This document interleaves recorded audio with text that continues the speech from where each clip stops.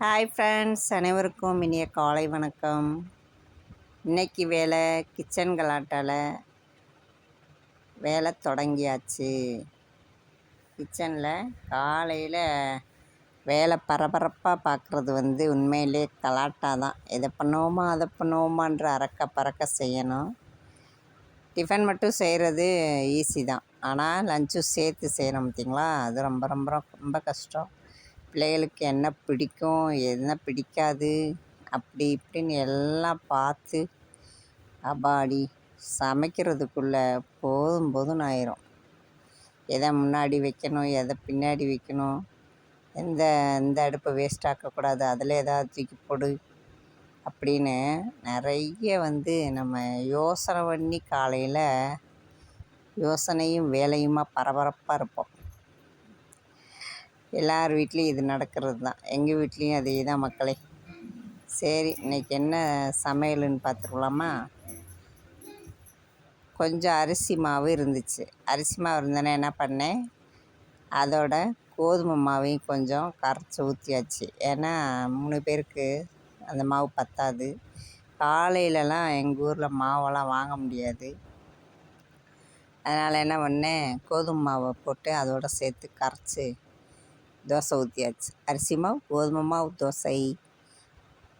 அப்புறம் அதுக்கு சைடிஸ் என்னென்னு பார்த்தீங்கன்னா சிக்கன் கிரேவி தான். சிக்கன் கிரேவி, தோசை, காலை டிஃபனு.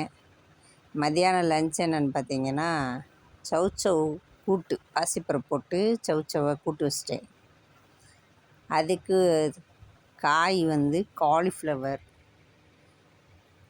காலிஃப்ளவர் ஃப்ரை பண்ணியாச்சு. எங்கள் வீட்டில் அதிகமாக காலிஃப்ளவர் சேர்ப்போம். அந்த சீசனு கிடைக்கும்போது சாப்பிட்டா தானே.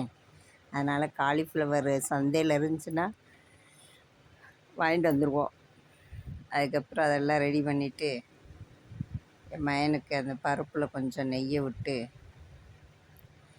ஐயப்பன் கோயிலேருந்து கொண்டு வந்த நெய் எங்கள் வீட்டுக்காரருக்கு கொடுத்துருந்தாங்க அங்கே கடையில்.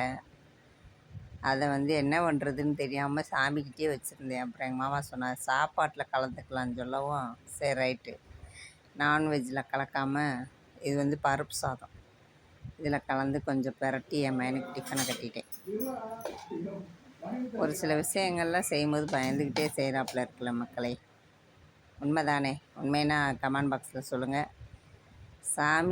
சாமி விஷயம் வந்துட்டாலே கொஞ்சம் பயபக்தியாக தான் செய்ய வேண்டியிருக்கு. அதனால் என்ன பண்ணுவேன், வெஜ்ஜில் மட்டும் நான் கலந்து செஞ்சுக்கிறது.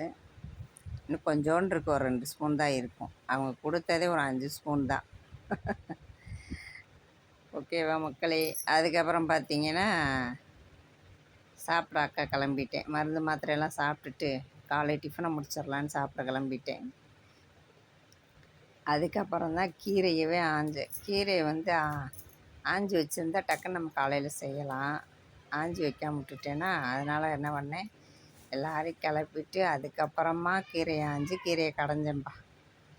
அதை ஃபைனல் டச்சு எடுக்கலை. அதுக்குள்ளே மணி 12 மணி ஆயிடுச்சு. லைவ் போடணுமேன்னு பார்த்தா வாஷிங் மிஷினில் துணி துவைச்சி முடிச்சிருச்சு. அது கூப்பிட ஆரம்பிச்சிருச்சு. உடனே அள்ளிக்கிட்டு ஓடு, மொட்டை மாடியில் போய் துணியை காய போட்டு அதுக்கப்புறம் லைவை போட்டேன்ப்பா.